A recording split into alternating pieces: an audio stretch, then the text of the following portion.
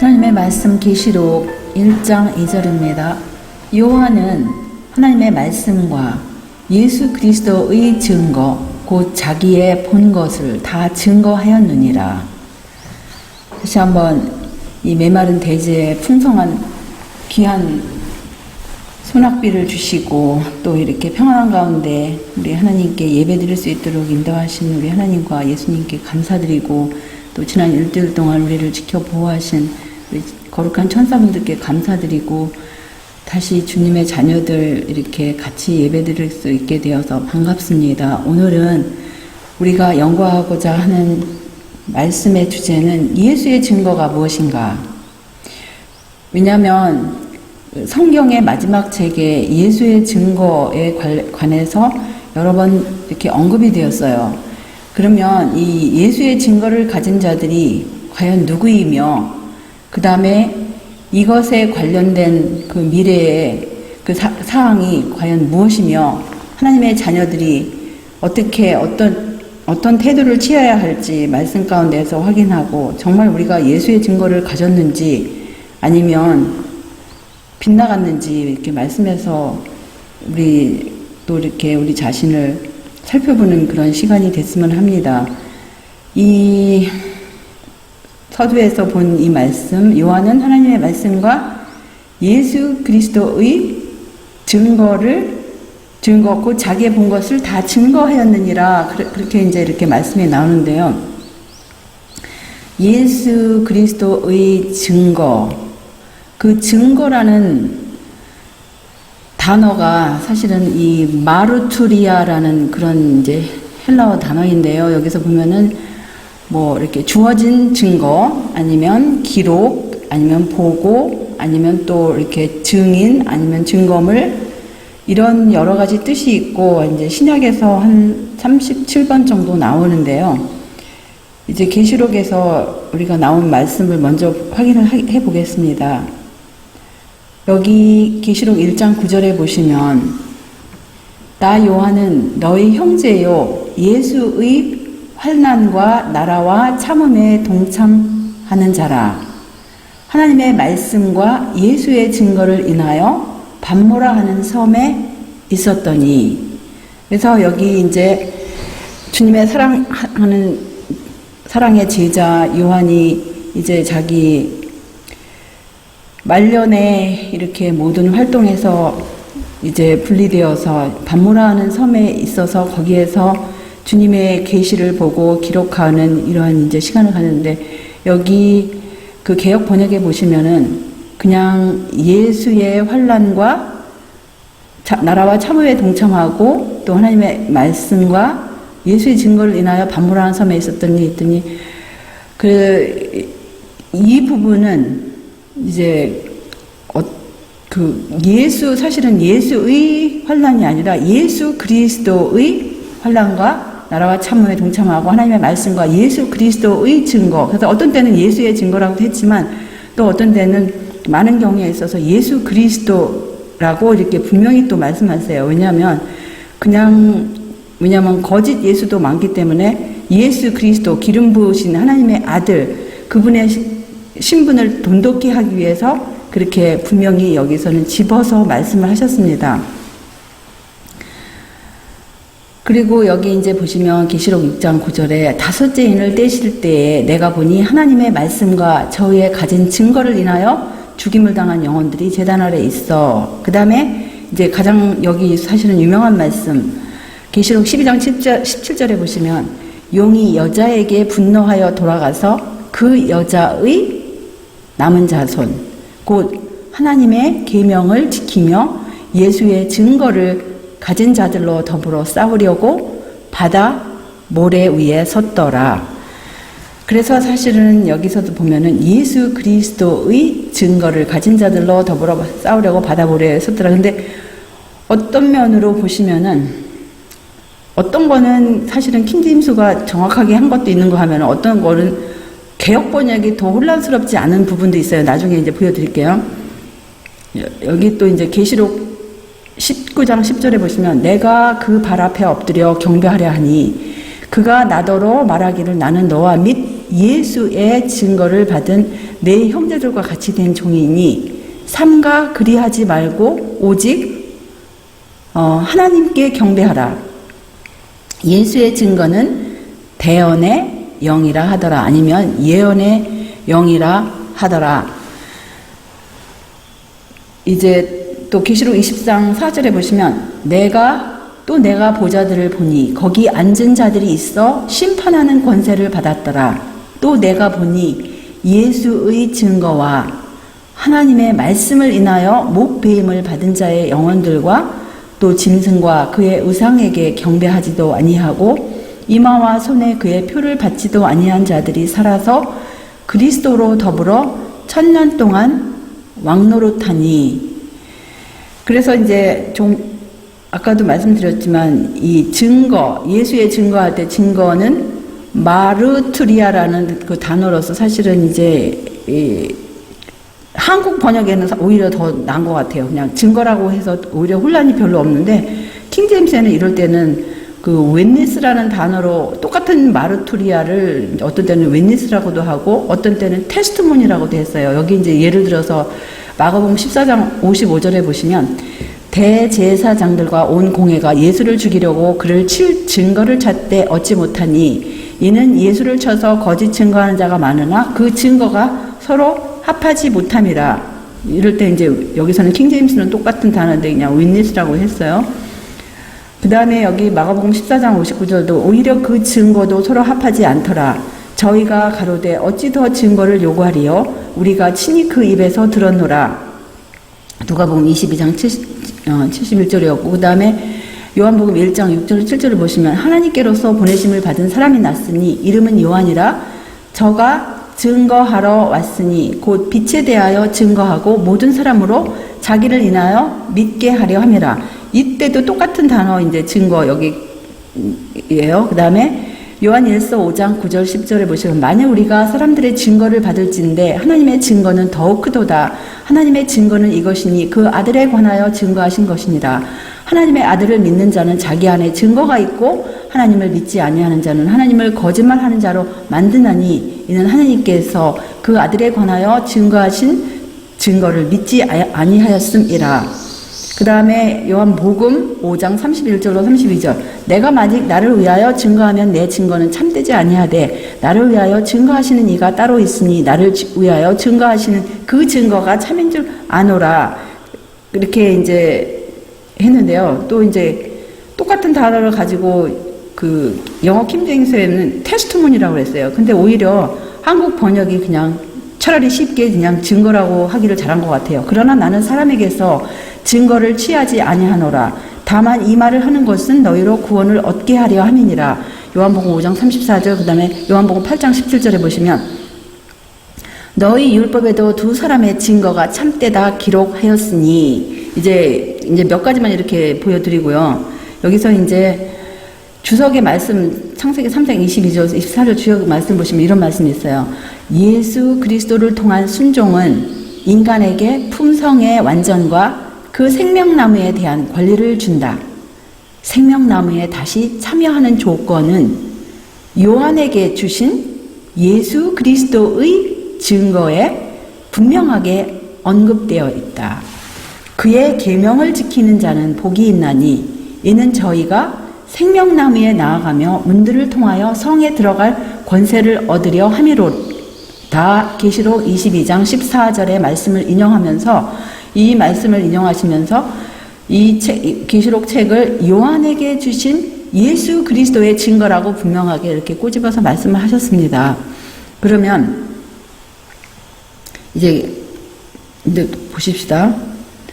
여기 사도행전 570쪽을 보시면 요한은 하나님의 말씀과 예수 그리스도의 증거를 인하여 정죄 당해 황제의 칙령에 의하여 단무섬으로 추방당했다. 그의 원수들은 여기서는 그의 감화가 더 이상 끼쳐지지 않을 것이며 마침내 그는 고난과 고통 중에 죽으리라고 생각하였다. 에게해 가운데 있는 바위로 덮인 불모의 섬인 반모는 로마 정부가 죄수들의 정배지로 택한 곳이었으나 하나님의 종에게는 이 침울한 거처가 하늘의 문이 되었다. 분주한 생활 환경에서 그리고 이전 생활의 활동적인 수고에서 차단된 채 이곳에서 요한은 하나님과 그리스도와 그리고 하늘의 천사들과 교제하였다. 그리고 그들로부터 미래의 모든 시대를 위하여 교회를 위한 가르침을 받았다. 그래서 요즘에 우리가 이제 안식일 학교 시간에 계속하여서 계시록에 있는 그러한 요한이 받은 그 계시를 우리가 그 영감의 글을 주님의 도움으로 이렇게 매 안식일마다 우리들이 이제 공부를 하고 그 말씀의 뜻을 하나하나 풀어가는데요. 이제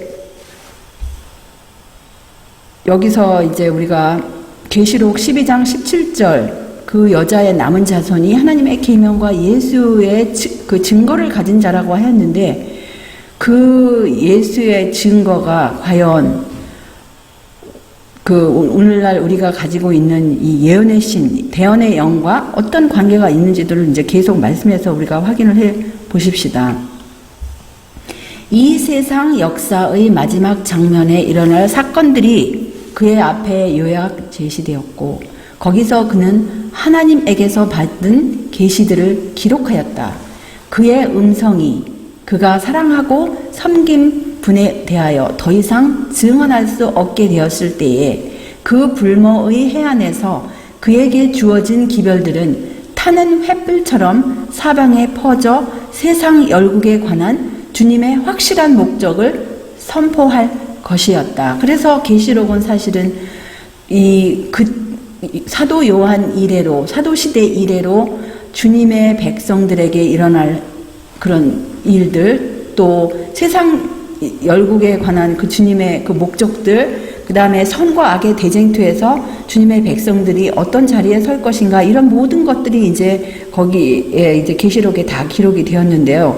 그래서 사실은 계시록을 제대로 그 뜻을 알고 그거에 맞추어서 하나님의 목적에 맞추어서 순종하는 자가 생겨날 때에 그 주님의 재림이 임할 것입니다. 그래서 우리는 과연 그 요한에게 주신 예수의 증거를 우리가 어떻게 해석할 것이냐에 따라서 이제 우리의 운명이 결정되는 거예요. 왜냐하면 요한계시록에 그러한 요한에게 주신 계시를 그야말로 상징적인 것을 문자적으로 풀고 문자적인 것을 상징적으로 푸는 사람들이 상당히 많이 있습니다. 그러면 우리가 과연 거기에 있는 말씀들을 어떻게 해석을 하고 어떻게 이해를 할 것인가 이것이 우리 모두에게 달려있는 숙제이고 그것을 제대로 하나님께서 의도하신 대로 깨닫는 백성이 마지막 주자인 것을 우리가 깨달아야 해요. 그리고 우리에게 주어진 이 예언의 신, 대언의 영 이것이 이 말씀을 어떻게 우리가 이해할 것인가 또 예언의 신과 이 예수의 증거와는 어떤 관계가 있는가 이것을 이제 우리가 계속 살펴보십시다. 대쟁투 78쪽에 보시면 하나님을 경외하는 백성들은 그들에게 미친 여러 세기의 박해를 그들의 구원의 주를 영원하게 한 인내와 성실로 견디었다. 그들은 토벌을 당하여 비인도적인 학살을 당하였음에도 불구하고 귀중한 진리를 선포하기 위하여 전도자를 파견하는 일을 그치지 아니하였다. 그들은 잡혀서 죽임을 당하였으나 도리어 그들의 피는 이미 뿌린 씨에 물을 주게 되어 결실을 가져다 주었다. 이와 같이 왈덴스인들은 루터가 나기 수세기 전에 하나님을 위하여 증거하였다. 그래서 왈덴스인들은 하나님을 위한 증인들이 되었어요. 그 다음에 여러 나라로 흩어진 그들은 위클리프 시대에 시작된 종교개혁의 씨를 뿌렸는데 그 운동은 루터 시대에 이르러 한층 더 깊고 넓게 자라났으며 하나님의 말씀과 예수의 증거를 인하여 모든 고난을 즐거움으로 받고자 하는 사람들을 통하여 마지막 시대까지 계속하여 진행될 것이다. 그래서 이 하나님의 말씀과 예수 그리스도의 증거를 통해서 그 모든 고난을 즐거움으로 받는 사람들을 통하여 이 운동이 이제 마지막 때까지 진행될 것임을 이렇게 말씀을 하시는데요. 성도의 피는 여러 세기에 걸쳐 흘렀다. 왈덴스 교도들이 하나님의 계명과 예수의 증거를 위하여 피에몽산에서 그들의 생명을 버렸을 때 프랑스에서는 그들의 형제인 알비젠스들이 진리에 대하여 동일한 증거를 하였다. 271쪽입니다. 그리고 여기 이제 우리가 서두에서 본 요한계시록 12장 17절에 그냥 개역번역에는 용이 여자에게 분노하여 이렇게 되었는데 여자가 어떤 여자인지를 여기서는 이제 빼뜨렸어요. 그 정관사를 빠뜨렸어요. 사실은 용이 그 여자에게 분노하여 돌아가서 그 여자의 남은 자손 곧 하나님의 계명을 지키며 예수의 증거를 가진 자들로 더불어 싸우려고 바다 모래 위에 섰더라. 17절인데요. 그러면 그 여자가 누구인지 알기 위해서 그 앞에 부분에 그 여자에 관해서 혹시 말씀이 있는지를 우리가 살펴보아야 할 것입니다. 도대체 용이 분노한 그 여자가 누구인지. 근데 여기 이제 17절에도 이미 답은 있지만 더 확실히 알기 위해서 용이 분노한 그 여자는 또 그 여자의 남은 자손은 하나님의 계명을 지키고 예수의 증거를 가진 자들이라고 분명을 했어요. 그래서 세상 끝날까지 하나님의 계명을 지키며 예수의 증거, 곧 요한에게 주신 예수의 증거를 제대로 알고 깨닫는 백성들, 그리고 그 깨달은 바대로 순종하는 백성들, 그 사람들이 바로 그 여자의 남은 자손임을 우리가 여기서 확인할 수 있는 것입니다. 근데 한 여자가 있는데 바로 이제 여기서 그 여자라고 하는 그 여자와 또 그 여자의 남은 자손이 있는데 보시면 그 12장 17절에 말씀하신 그 여자가 과연 여기에 나와요. 그 여자가 우리가 그걸 문자적으로 해석해야 될 것인지 아니면 그야말로 요즘에 어떤 사람들은 모르겠어요. 많은 사람은 아닌 것 같고 그러니까 모르겠어요. 개신교의 어떤 분파에 속했는지 몰라도 최근에 이제 어느 분이 저에게 이거 뭐 이런 해석이 있는데 한번 살펴보십시오. 근데 제가 솔직히 저는 개인적으로 그런 걸 일일이 뭐 다 살펴볼 시간은 없어요. 왜냐하면 누군가 이렇게 의뢰를 했을 때 제가 알 수 있는 것은 성경과 예내신에 근거하여서 그것이 아니면 아닌 거예요. 우리가 어떤 퍼즐 상자를 받았을 때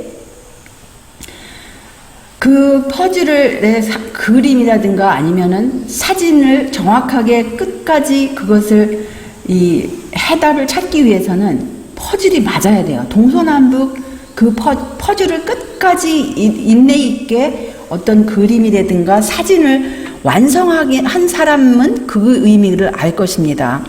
왜냐하면 어떤 거는 모르겠어요. 쪼가리가 한 1000개짜리 퍼즐이 있는가 하면 어떤 거는 퍼즐이 5살짜리, 3살짜리로 해서는 퍼즐이 한 10개만 있는 것도 그 아이에게는 힘들 거예요. 그렇지만 어른이 보기에는 그 퍼즐은 상당히 쉬워요. 10개짜리라면. 근데 만약에 50개 아니면 100개짜리가 있고 500개짜리가 있고 1000개짜리가 있다고 합시다. 그럼 1000개짜리의 퍼즐은 상당히 이것은 관찰력이 필요해요. 비교 작업이 필요하고 전체 그림을 정확하게 봐야 돼요.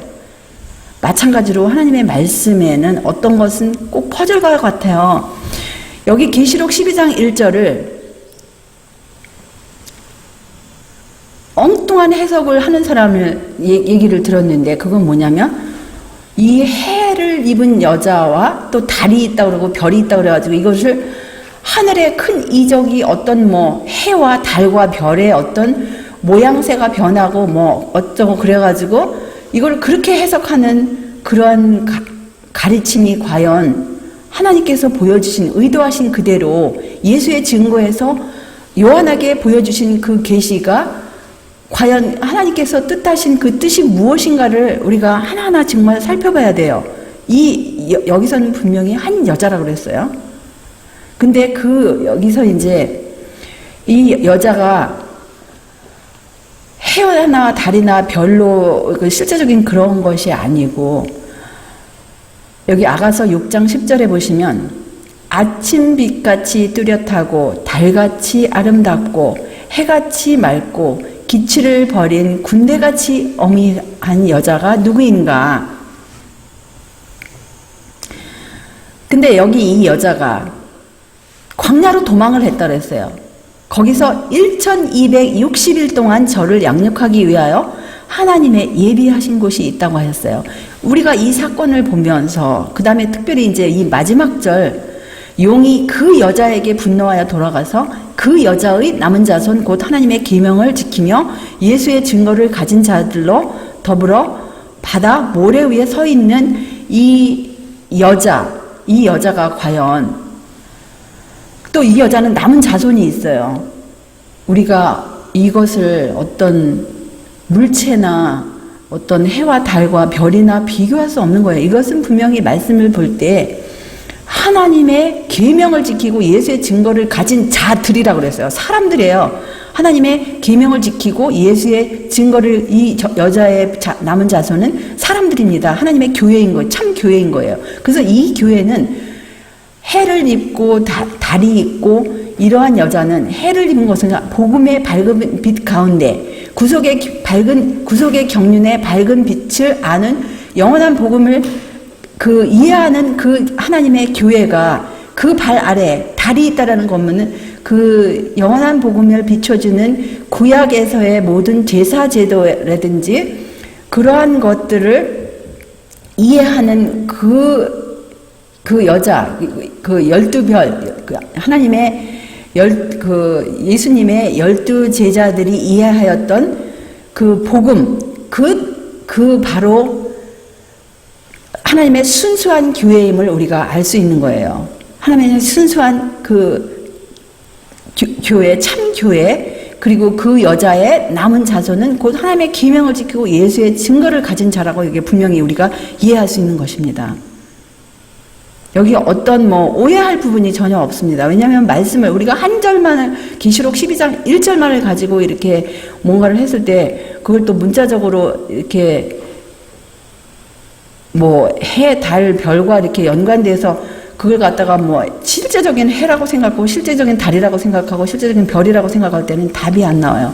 그렇지만 여기서 이제 말씀을 이제 우리가 앞뒤로 보았을 때는 거기에서 말씀하시는 이 계시록 12장 1절은 그 여자는 하나님의 참된 교회임을 우리가 알 수 있는 것입니다.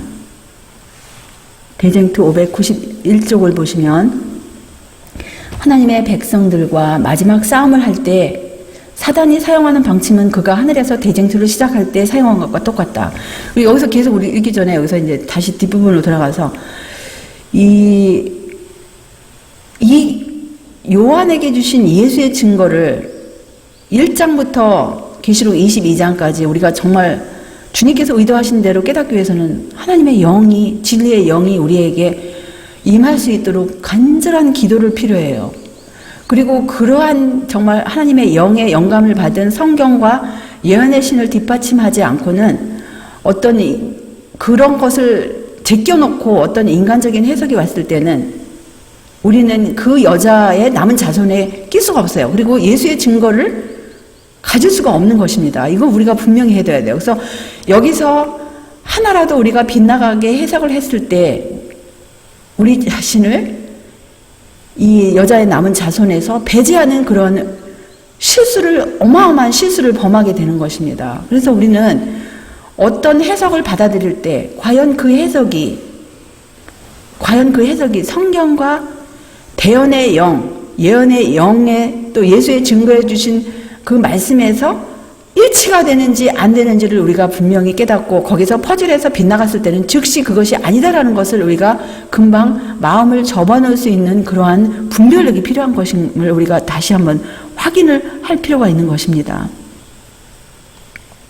여기 보시면은 이제 사단이 이제 상투적으로 사용하는 그러한 이제 방법들이 있는데요. 사단은 하나님의 정부를 굳게 세우고자 노력하고 인널하고 공언하면서도 한편으로는 비밀히 그 정부를 전복시키기 위하여 온갖 노력을 다 기려왔다. 그리고 그는 자신이 성취하기 위하여 노력해온 바로 그 일을 충성된 천사들의 소위인 것으로 비난하였다. 그와 똑같은 기만 정책이 로마 교회의 역사에 나타났다. 591쪽이었습니다. 하나님의 대리자로 행동하노라고 공언하면서도 스스로 하나님보다 높아지고자 힘쓰고 그분의 율법을 바꾸고자 하였다. 로마의 지배 아래서 복음에 충성했기 때문에 순교당한 사람들은 악행자로 고발당하였다. 그들은 사단과 동맹했다고 선고되고 또 그들을 비난하고 사람들 앞과 자신들에게까지도 극악한 범죄자들로 나타나게 하고자 가능한 온갖 수단을 다 썼다. 오늘날도 그러할 것이다. 사단이 하나님의 율법을 존중하는 사람들을 멸하고자 할 때 그는 그들을 율법을 범한 자들로, 하나님을 모독함으로 세상의 심판을 초래하고 있는 자들로 비난받게 할 것이다. 그래서 여기 사단의 일이 얼마나 극악무도한지를 알 수 있어요. 자기가 사실은 하나님의 율법을 경멸하고 하나님의 계명을 지키는 사람들을 하나님의 계명을 범하는 자들로 이렇게 뒤집어 씌우는 이렇게 무서운 일을 과거에도 해왔고 이제 미래에도 현재에도 계속 할 것을 우리가 이렇게 말씀에서 볼 수 있는 것입니다. 하나님께서는 사람의 의지와 양심을 결코 강제하지 않으신다. 그러나 사단의 상투적 수단은 자기가 설폭할 수 없는 자들을 지배하기 위하여 무자비하게 압박하는 일이다. 위협과 폭력을 통하여 그는 양심을 지배하고 자기 자신이 숭배를 받기 위하여 노력한다. 이 일을 성취하기 위하여 그는 종교적 세력과 세속적 권세를 통하여 활동하며 하나님의 율법을 무시하고 인간의 법률을 강요하도록 사람들을 충동한다. 성경상 안식일을 존중하는 사람들은 법률과 질서를 문란케 하고 사회의 도덕적 재질을 깨트리고 무정부 상태와 타락을 초래하고 지상에 하나님의 심판을 불러들이는 자들로 비난을 받게 될 것이다. 양심의 지시에 순종하는 그들의 행동은 완고와 고집과 권위에 대한 멸시로 단정될 것이다. 그리하여 그들은 정부에 대하여 불평하는 자들로 고발당할 것이다. 하나님의 율법을 준수할 의무를 부인하는 목사들은 강단에서 하나님께서 정하신 국가의 권위에 복종해야 할 의무를 주장할 것이다. 의회와 법정에서 계명을 지키는 사람들은 거짓 증언으로 정죄당할 것이다. 그들의 말에 대하여 거짓을 조작하고 그들의 동기는 가장 나쁘게 해석될 것이다. 개신교회들이 하나님의 율법을 옹호하는 분명한 성경상 논증을 부인할 때 그들이 성경으로 믿음을 넘어뜨릴 수 없는 사람들을 침묵시키고자 열망할 것이다. 비록 그들 자신은 그 사실을 인식하지 못할지라도 그들은 모든 그리스도 교계에서 하고 있는 일을 양심적으로 거부하고 법안권의 안식일의 요구를 인정하지 않는 사람들을 핍박하도록 이끌게 될 길을 오늘날 따라가고 있다. 그래서 법안권의 안식일이 무엇입니까? 바로 첫째 날, 주일 중 첫째 날 일요일이 아닙니까? 교회와 국가의 지도자들은 모든 계층의 사람들로 하여금 일요일을 존숭하게 하고자 매수하고 설득하고 강요하기 위하여 연합할 것이다. 그들은 신적 권위의 부족을 압제적 법령으로 보충할 것이다. 정치적 부패는 정의를 사랑하는 마음과 진리를 존중하는 마음을 소멸시키고 있다. 그리고 심지어 자유의 나라 미국에서까지도 그 의정자와 입법자들은 일반 사람들의 환심을 사기 위하여 일요일 준수를 강요하는 법령에 대한 민중의 요구에 굴복할 것이다. 계속하여 592쪽을 보시면 그처럼 큰 희생을 치르고 얻은 양심의 자유가 더 이상 존중되지 않을 것이다. 절박한 싸움에서 우리는 선지자의 말씀에 나타난 의미를 이해할 수 있다. 용이 그 여자에게 분노하여 돌아가서 그 여자의 남은 자손 곧 하나님의 계명을 지키며 예수의 증거를 가진 자들로 더불어 싸우려고 바다 모래 위에 섰더라. 그래서 이제 앞으로 거짓 경배의 날 일요일이냐 아니면 참된 경배의 날 안식일이냐 이것을 놓고 이제 겉으로 보기에는 그것이 이제 관건처럼 보이는데 사실은 일요일은 짐승의 표이고 안식일은 하나님의 인이 들어있는 그러한 거룩한 날입니다. 왜냐하면 참된 창조주가 누구인지를 가리키는 그러한 날이기 때문에 하나님의 도장이 들어있는 날이에요. 그런데 여기서도 분명히 여자의 남은 자손, 그 여자의 남은 자손이 누구냐면 하나님의 계명을 지키고 예수의 증거를 가진 자들이라서요. 예수의 증거가 가진 자들이 누구냐면 대언의 영을 가진 자들, 그 다음에 예수의 증거를 받았던 요한이 받았던 계시록을 제대로 하나님께서 뜻하신 바대로 이해하고 순종하는 자들입니다. 여기 보시면 가로법은 기별 2권 380에 이런 말씀이 나와요. 우리는 준비해야 하며 하나님의 섭리를 기다려야 한다. 국가들은 그 중심부로부터 흔들리게 될 것이다. 이 말씀 그대로 오늘날 성취되고 있지 않습니까?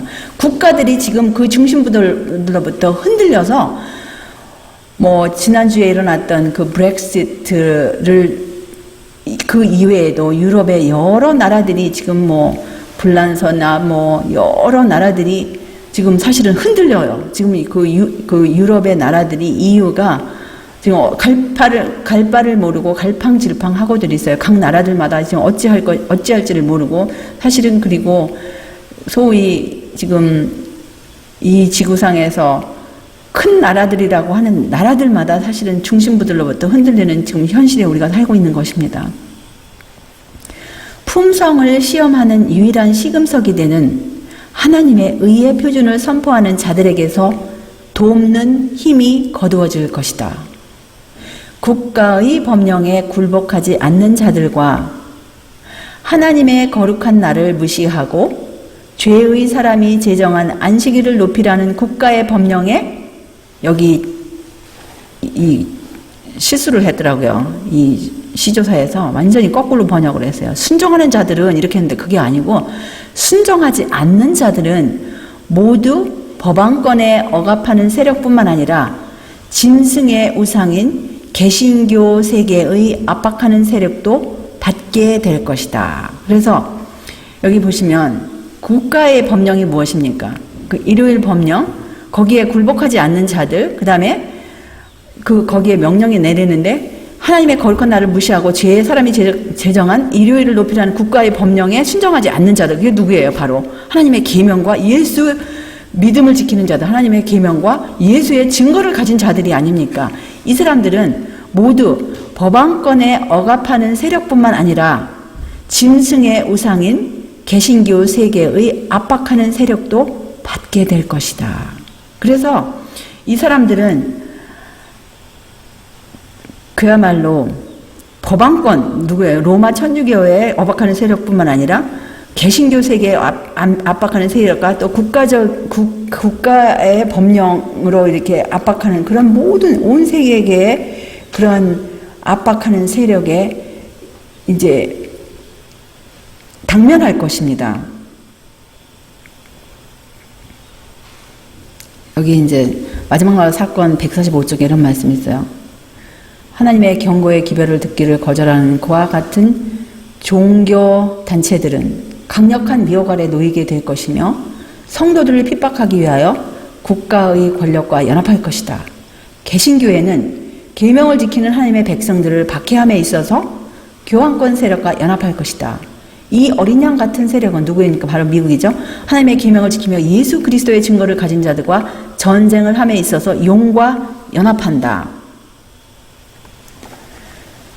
여기 이제 재생주 607쪽에 이런 말씀 있어요. 투쟁이 새로운 국면으로 들어가고 사람들의 마음이 유린된 하나님의 율법을 향하여 돌아서면 사단은 분노하게 된다. 그 기별에 따르는 능력을 보고 그 기별을 반대하는 자들은 발광할 것이다. 성직자들은 그 빛이 그들의 교인들에게 비치지 못하도록 방지하기 위하여 거의 초인간적 노력을 발휘할 것이다. 그들은 할 수 있는 모든 수단을 다하여 이 중대한 문제에 대한 논쟁을 진정시키고자 노력할 것이다. 교회는 국가의 강한 세력에 호소하게 되고 이 일을 통하여 로마 교도와 신교도들은 연합하게 된다. 일요일을 강요하는 운동이 더욱 대담하고 결정적으로 추진됨에 따라 하나님의 계명을 지키는 자들에게 법률의 힘이 가해질 것이다. 이것이 이제 주님의 남은 자손, 그 여자의 남은 자손이 당해야 할 미래의 형편인데, 여기 이제 기도력 믿음으로 살리다 289쪽 이런 말씀이 있어요. 하나님의 계명과 예수 믿음을 지키는 자들은 용과 그의 천사들의 분노를 느끼게 될 것이다. 사탄은 세상 사람들을 자기 백성으로 간주하며 배도한 교회들을 지배하여 왔다. 그러나 여기에 사탄의 최상권을 반대하는 적은 무리가 있는 것이다. 그가 만일 그들을 세상에서 없앨 수 있다면 그는 완전히 승리할 것이다. 그가 이방 나라들로 하여금 이스라엘을 멸망시키도록 영향을 끼쳤던 것처럼 그는 머지않은 장래에 하나님의 백성을 멸하기 위해 세상의 악한 세력들을 선동할 것이다. 하나님의 백성의 유일한 소망은 하나님의 자비에 있고 유일한 방패는 기도가 될 것이다. 그래서 여기 이제 하나님의 백성을 적은 무리라고 표현을 했어요. 그 다음에 그 적은 무리가 누구이냐면 바로 하나님의 계명과 예수 믿음을 지키는 자들, 아니면 하나님의 계명과 예수의 증거를 가진 자들입니다. 근데 이들이 그러한 어려운 상황에 있을 때 그들의 유일한 소망이 무엇이라고 했습니까? 바로 하나님의 자비에 있다고 했어요. 그 다음에 그들의 유일한 방패가 바로 무엇이냐면 기도라고 그랬습니다. 여기 선지자와 왕 605쪽에 보시면 에스더 시대에 하나님의 백성에게 이른 시련은 그 시대에 국한된 특별한 경험이 아니다. 세상 끝날까지 여러 시대를 내려다본 계시자는 용이 여자에게 분노하여 돌아가서 그 여자의 남은 자손 곧 하나님의 계명을 지키며 예수의 증거를 가진 자들로 더불어 싸우려고 바다 모래 위에 섰더라고 선포했다. 그래서 세상 끝날까지 이렇게 용이 하나님의 참 교회의 여자에게 분노하고 그 여자 참 교회의 남은 자손 곧 하나님의 계명을 지키며 예수 증거를 가진 자들로 이렇게 더불어 싸울 것이지만 정말 하나님의 참 교회의 일원일 것 같으면 그 여자의 남은 자손일 것 같으면 두려워할 필요가 없는 것입니다. 마라나타 32쪽에 보시면 사탄은 기만하기 위해 이적을 행할 것이며 자기 능력을 최상의 것으로 지켜올 것이다. 교회는 곧 무너질 것처럼 보일지 모르나 결코 무너지지 않는다. 시온의 죄인들이 체질을 당하여 떨어져 나가는 동안 가라지가 알곡에서 떨어져 나가는 동안에도 교회는 남아있을 것이다. 그것은 무서운 시련이 될지라도 이 일은 일어나야 한다. 어린 양의 피와 그들의 증거하는 말로 승리를 거두어온 사람들만이 죄의 얼룩이나 흠이 없고 그 입에 교활함이 없는 충성되고 진실한 사람들로 나타날 것이다. 그래서 여기서 교회가 무너질 것처럼 보일지 모르나 결코 무너지지 않는다. 이 교회는 건물입니까? 아니면 하나님의 진실한 하나님의 계명과 예수 믿음을 지키는 자십니까? 여기는 건물이 아니에요. 교회는 이 건물이 아니고 어떤 체제도 아니고 우리가 계속 봤듯이 적은 무리 하나님의 백성, 하나님의 계명과 예수의 증거를 가진 자들입니다. 만일 사람들이 하나님의 계명을 짓밟는 데 동의하지 않으면 용의 정신을 드러날 것이다. 그들은 투옥되고 의에 불려가고 과료에 처해질 것이다. 저가 모든 자, 곧 작은 자나 큰 자나 부자나 빈곤한 자나 자유한 자나 종들로 그 오른손에나 이마에 표를 받게 하고 저가 권세를 받아 그 짐승의 우상에게 생기를 주어 그 짐승의 우상에게 말하게 하고 또 짐승의 우상에게 경배하지 않은 자는 몇이든지 다 죽이게 하더라. 이렇게 함으로 사탄은 여호와의 절대권을 빼앗을 것이다. 죄악의 사람은 하나님의 자리에 앉아서 스스로 하나님이라고 선포하고 하나님 위에 뛰어나서 행동하게 된다. 191쪽이었어요. 마라나타. 근데 여기 뚜렷한 대조가 나오는데요. 계속해서 보면 하나님의 인을 맞은 자들과 짐승과 그의 우상에게 경배하는 자들과는 뚜렷한 대조가 이루어진다. 하나님의 충성된 종들은 거짓 교사들로부터 가장 심한 박해를 받을 것이다. 그 거짓 교사들은 하나님의 말씀을 경청하는 사람들의 앞길에 장애물을 놓을 것이다. 그러나 하나님의 백성은 두려워하지 않을 것이다. 하나님의 백성은 두려워하지 않을 것이라고 분명히 여기 말씀하셨습니다. 사탄이 자신의 한계를 넘을 수는 없다. 주님께서는 당신의 백성을 지키실 것이다. 주님께서는 진리를 위해 당신의 종들이 받은 손상을 당신 스스로가 받은 손상으로 간주하실 것이다. 마지막 결정이 내려질 때 모든 사람이 그리스도와 계명들을 택하거나 큰 배도자를 택하게 될 때 하나님께서는 당신의 능력으로 일어나실 것이며 하나님을 모독한 자들의 입은 영원히 닫혀질 것이다. 적대하는 모든 세력들은 형벌을 받게 될 것이다. 그래서 여기서 하나님의 인을 받은 자들, 그들은 하나님의 충성된 종들이고 하나님의 백성들이고 하나님의 참 교회이고 하나님의 계명을 지키는 자들입니다. 이 사람들과 그 다음에 짐승과 그 우상에 경배하고 또 이런 거짓 교사들과는 이렇게 분명한 뚜렷한 대조가 있으리라고 말씀하셨어요. 그 다음에 두 가지 깃발이 있는데요.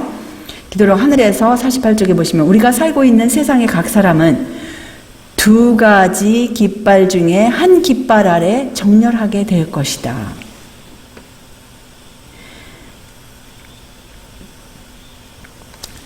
여기 또 두 군대가 나와요. 마라나타 199쪽에 보시면 두 군대는 서로 독특하고 구별된 것인데 그 구별은 너무나 뚜렷하여 진리를 깨달은 많은 사람들이 하나님의 계명을 지키는 백성들 편으로 나올 것이다.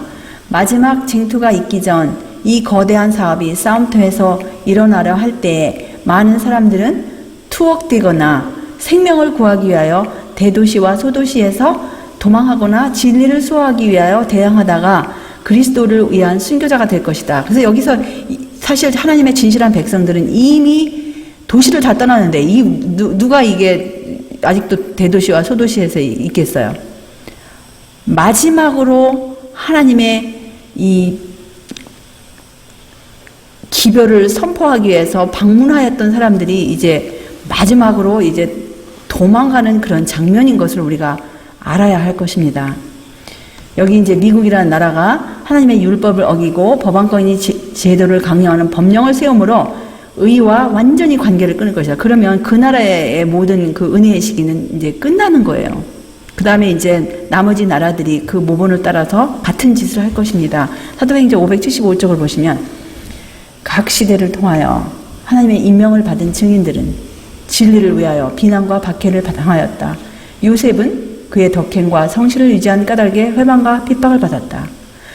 하나님의 택하신 사자 다윗은 원수들에게서 맹수처럼 쫓김을 당하였고 다니엘은 그가 하늘의 충성을 다한 까닭에 사자굴에 던짐을 당하였으며 욥은 이 세상 소유를 다 빼앗기고 육체에 매우 큰 고통을 받아 그의 친척들과 친구들이 몹시 싫어하였으나 성실을 유지하였다. 예레미야는 하나님께서 그에게 말하도록 주신 말씀을 전하는 것을 단념할 수 없었으며 그의 증언은 왕과 귀족들을 매우 경노하게 하였으므로 그는 무시무시한 굴에 던짐을 당하였다. 스데반은 그리스도와 그의 지신 십자가를 전파한 까닭에 돌로 침을 당하였고 바울은 이방인들에게 하나님을 위한 충실한 사자였기 때문에 옥에 갇히고 몽둥이에 맞고 돌로 침을 당하고 마침내 죽임을 당하였다. 그리고 요한은 하나님의 말씀과 예수의 증거를 인하여 반무섬에 유배당하였다. 인간의 확고부동함에 대한 이와 같은 모본들은 하나님의 약속들, 당신의 영원한 임재와 한결같은 은혜의 충실함을 증거한다. 이것들은 세상 세력을 저항할 신앙의 힘을 증거한다. 가장 어두운 시간에 하나님 안에서 쉬고 아무리 혹독하게 시련을 당하고 폭풍이 요동할지라도 우리 아버지께서 키를 잡고 계심을 느끼는 것은 믿음의 역사이다. 믿음의 안목으로만 영원한 부의 가치를 옳게 평가하도록 현세의 삶을 저편을 바라볼 수 있다. 그래서 하나님의 진실한 백성들은 우리가 현재나 아니면 미래에 일어날 어떠한 일이 어려운 일이 당한다 할지라도 두려워하지 않을 거예요. 하나님의 진실한 백성들은 예수님을 믿는, 예수님의 보혈을 믿는, 또 하나님의 무한한 자비를 붙잡는 그 믿음에서 떠나지 아니하고 그들 마음 가운데 두려움이 없고 평안 가운데 있을 것입니다. 그러려면 지금 이 평안한 시기에 우리가 하나님과 그의 보내신 자 예수 그리스도를 아는 것이 얼마나 소중한지 모르겠어요. 또 576쪽을 보시면 예수님께서는 당신을 따르는 사람들에게 이 세상 영광과 부를 얻고 시련이 없는 생애를 살리라는 희망을 제시하지 않으신다. 오히려 예수께서는 극기와 비난의 길로 당신을 따라오도록 그들을 부르신다. 세상을 구원하려 오신 그분은 악의 연합 세력의 반대를 당하셨다. 무자비한 동맹으로 악한 사람들과 악한 천사들은 모두 평화의 왕자를 반대하였다. 그분의 모든 말씀과 행동은 거룩한 동정을 나타냈으나 그분의 세상과 같지 않음이 가장 심한 적의를 불러일으켰다. 예수 그리스도 안에서 경건하게 살고자 하는 모든 사람에게도 그러할 것이다. 박해와 비난은 그리스도의 영을 받는 모든 이들을 기다리고 있다. 박해의 성격은 시대와 더불어 변하나 그 원칙, 그 기초가 되는 정신은 아니면 영은 아벨 이후로 언제나 주의 택하신 사람들을 살해한 바로 그 영이라고 사실 해요. 그 정신이다 했는데 바로 그 영이다. 이렇게 직역을 할 것 같으면 바로 그 영이라고 해야 됩니다. 각 시대를 통하여 사탄은 하나님의 백성을 핍박하였다. 사탄은 그들을 고문하고 사형에 처하였으나 그들은 죽음으로 승자가 되었다. 그들은 사탄보다 더 강하신 분의 능력의 증거였다. 악인들이 육체는 고문하고 죽일지 모르나 하나님 안에 그리스도와 함께 감추인 생명은 건드릴 수 없다. 그들은 남녀들을 감옥에 감금할 수 있으나 정신은 아니면 영은 결박할 수 없다. 시련과 박해를 통하여 하나님의 영광, 품성이 당신의 택하신 자들에게서 나타난다. 그리스도를 믿는 사람들이 이 세상에서 증오와 박해를 받는 것은 그리스도의 학교에서 교훈과 훈련을 받는 것이다. 이 세상에서 그들은 좁은 길을 보고 고통의 풀무에서 순결하여진다. 그들은 쓰라린 투쟁을 통하여 그리스도를 따르고 그 길을 실천하고 쓰라린 실망을 통하여 죄의 악함과 비애를 배워서 죄를 증오한다. 그리스도의 고난에 동참하게 된 그들은 흑암 저편의 영광을 바라보고 생각건대 현재의 고난은 장차 우리에게 나타날 영광과 좋게 비교할 수 없도다고 말할 수 있다.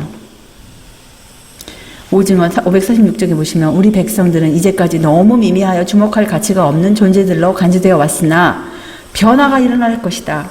그리스도 교계는 지금 계명을 지키는 백성을 특별히 눈에 띄게 만들 움직임을 나타내고 있다. 그래서 현재 우리 이 세상에서 여러 가지 법들이 이제 제정하고 있는데 그러한 법들이 사실은 마지막 목표는 하나님의 계명을 지키는 사람들을 부각시켜서 핍박하려고 하는 것이 아니겠습니까? 복음전도 69쪽에 보시면 우리는 개인적으로 무엇이 진리인지를 스스로 알아야 하며 거만하고 뻔뻔스럽고 자부하는 태도로가 아니라 그리스도의 영으로 온유함과 두려움으로 우리에게 있는 소망의 까닭을 말할 수 있는 준비를 갖추어야 한다.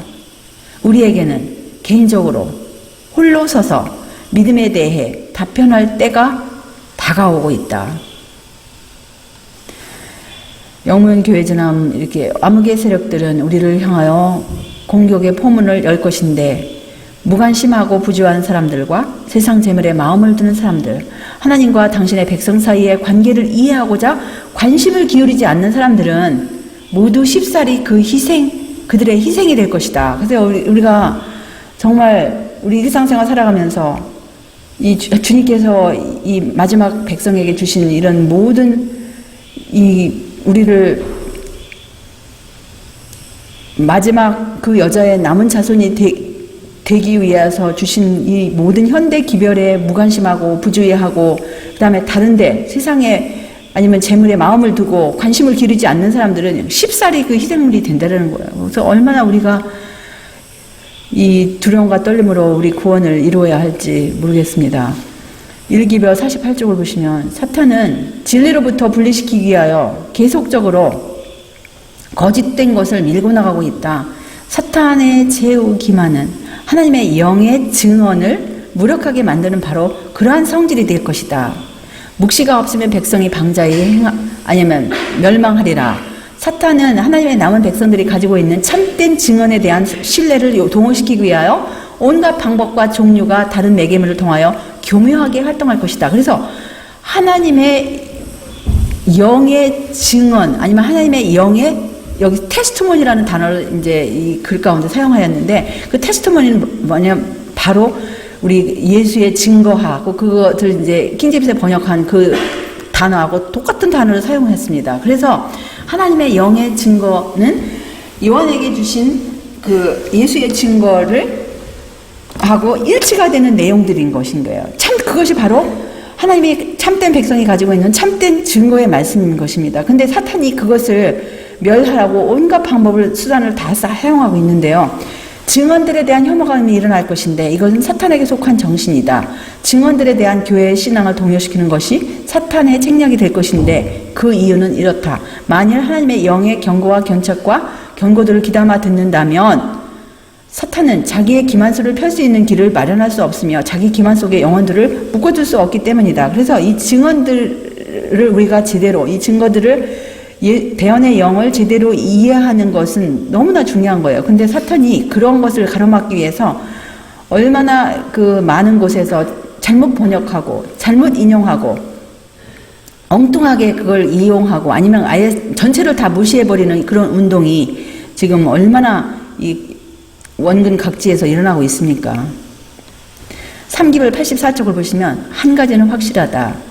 사탄의 깃발 아래서는 재치를 안 시킬 예수 재림교인들은 먼저 하나님의 영의 증언들에 포함된 경고와 견책의 책망에 대한 그들의 믿음을 포기하게 될 것이다. 그래서 이제 그 우리 주 예수 그리스도의 임마누엘 그 피모든 깃발 아래 서는 백성들은 이 하나님의 영의 증언들을 그걸 거기에 대한 믿음을 포기하지 않고 그 거기에 말씀에 따라서 순종하는 생애를 살 것인데 사탄의 깃발 아래 서는 사람들이 그것을 멸시할 거예요. 그 다음에 경고와 책망들을 거기에 있는 경고와 책망들에 있는 그런 말씀들을 믿지를 않고 그냥 포기하게 된다라는 그런 말씀입니다. 초기문지 58쪽에 보시면 나의 사랑하는 형제 자매들이여 하나님의 계명과 예수 그리스도의 증거를 끊임없이 생각하라. 그렇게 함으로 세상적인 생각과 염려를 그대들의 마음속에서 몰아내도록 하라. 그대들이 누울 때나 일어설 때에도 그것들을 명상하라. 인자의 오심에 전적으로 마음을 두고 생활하라. 인치는 시기는 매우 짧으며 곧 지나갈 것이다. 지금은 네 천사가 네 바람을 붙들고 있는 동안 바로 우리의 부르심과 택하심을 굳게 할 때이다. 그래서 우리 이 현대인의 생활은 너무나 분주하고 여러 가지로 우리 마음이 뺏길 수 있는 것들이 너무나 많습니다. 그렇지만 여기에 우리에게 주신 권면은 하나님의 계명과 예수 그리스도의 증거를 끊임없이 생각하고 세상적인 생각, 염려 이런 것들을 몰아내고 누울 때나 앉을 때나 일어설 때도 이것을 명상하고 이렇게 우리의 부르심과 택하심을 굳게 하라는 그런 권면의 말씀을 주셨습니다. 그래서 마지막으로 정말 이 계시록 12장 17절 용이 그 여자에게 분노하여 돌아가서 그 여자의 남은 자손 곧 하나님의 계명을 지키며 예수의 증거를 가진 자들도 더불어 싸우려고 바다 모래 위에 섰다라고 이렇게 하셨는데 주님의 은혜로 우리가 주님의 참된 교회 그 여자의 남은 자손 곧 하나님의 계명을 지키고 예수의 증거를 가지고 그 말씀에 따라서 남은 생에 우리 주님의 재림을 앞당기는 우리 주님의 참된 군대가 우리 모두가 그 되시기를 바라면서 말씀을 이곳에서 이제 마치겠습니다. 하늘에 계신 우리들의 아버지, 오늘도 우리들에게 이렇게 생명의 말씀으로 우리의 마음을 주님께로 이끄시는 주님의 은혜 진심으로 감사와 찬양을 올리옵나이다. 하나님의 원수, 사람의 원수 사탄 마귀는 하늘에서 한 일, 하나님의 정부를 무너뜨리고 또 하나님의 계명을 무너뜨리고 자기 자신이 경배를 받기 위하여 속임수로서 하늘의 천사들을 속이고 또 이 땅에 내려와서 사람들을 속이고 있지만 하나님의 남은 자손 분명히 이 마지막 때까지 하나님의 계명을 지키고 예수의 증거를 가진 자들이 있을 것을 인하여 다시 한번 감사와 찬양을 올려옵나이다. 우리가 예수님의 피 묻은 그 임마누엘의 깃발 아래 그곳에 확실히 설 수 있도록 우리에게 주신 이 예수의 증거, 분명히 우리가 깨달을 수 있도록 주님의 진리의 영을 날마다 우리에게 허락하여 주시옵시고, 우리 마음에서 모든 어두움과 혼란과 무관심한 것들을 내쫓아 주시옵시고, 오로지 우리 주님께서 주신 말씀으로 우리 마음을 채우고, 이제 곧 임할 우리 주 예수 그리스도의 재림을 위하여서 날마다 잘 준비하는 우리 모두가 될 수 있도록 주의 영으로, 주의 천사로 우리를 지도하고 인도하여 주시옵기를 우리 구세주 예수님의 귀하신 성호 의지하여 간절히 기도드리옵나이다. 아멘.